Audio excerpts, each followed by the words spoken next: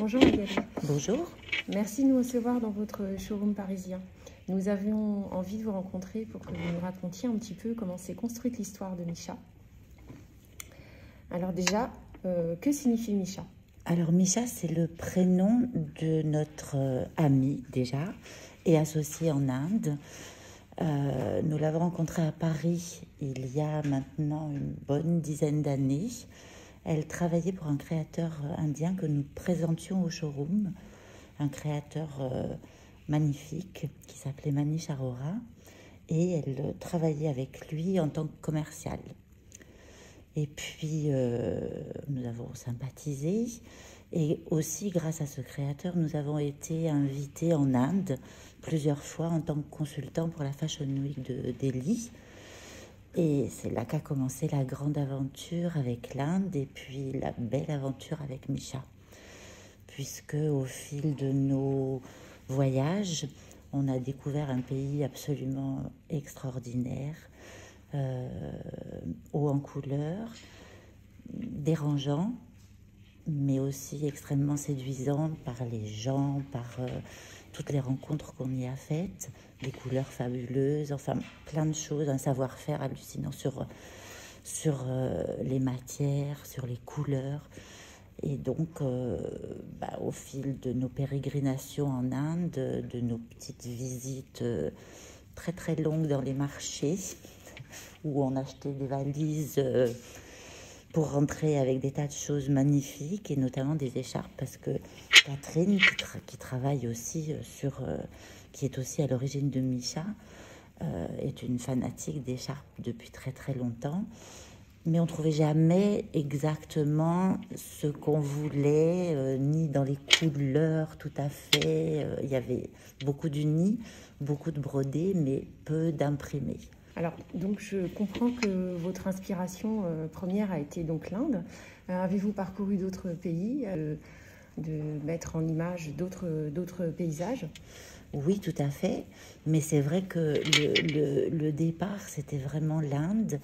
Mais on avait très très envie d'en parler à notre manière, on voulait pas faire quelque chose d'indien, on voulait parler de leur savoir-faire, on voulait parler de ces gens au départ. Donc c'est vrai que les premiers imprimés étaient vraiment liés à l'Inde, mais c'est vrai aussi que toutes les personnes qui collaborent sur Misha sont des gens qui adorent voyager, et on s'était dit qu'on allait faire des photos de tous nos voyages et d'essayer de chaque fois faire voyager avec nous nos clients.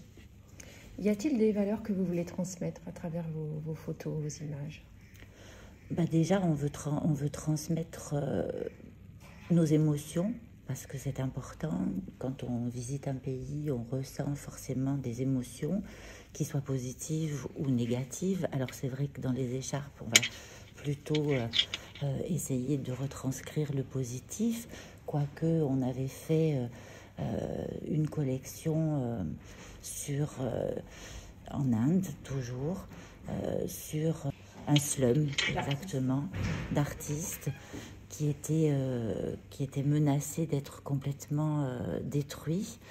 Il faut savoir que ce slum, c'était une ville dans la ville qui n'était constituée que d'artistes, de familles d'artistes qui existaient depuis des générations, puisqu'elles existaient à la cour des Maharajas, dans les châteaux, je ne sais pas si, voilà, des Maharajas.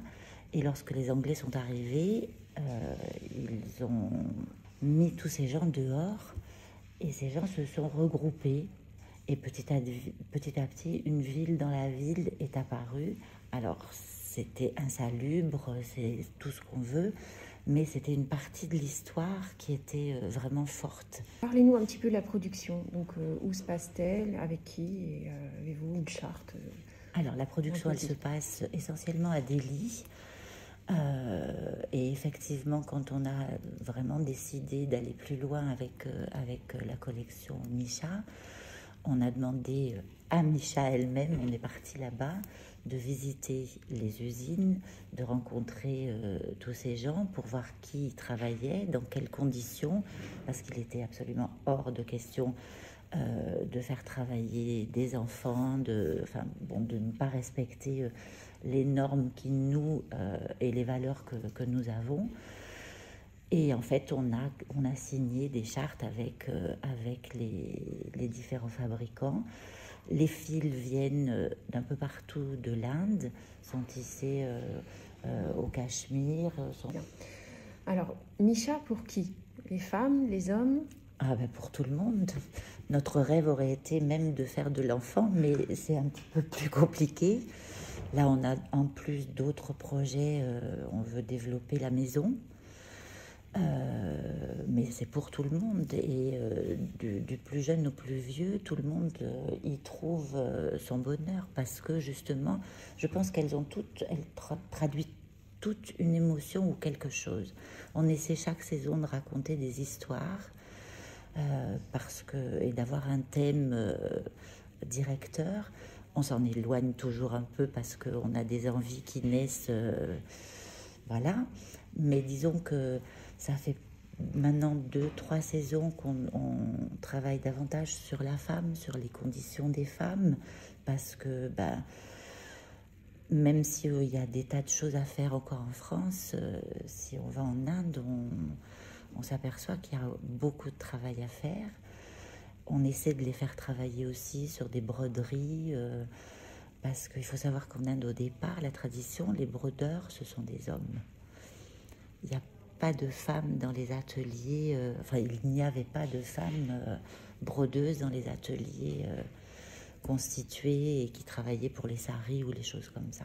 Ce sont des hommes. Donc la condition de la femme était vraiment aussi au cœur de nos recherches. Merci Magali, merci pour cet échange. Merci beaucoup.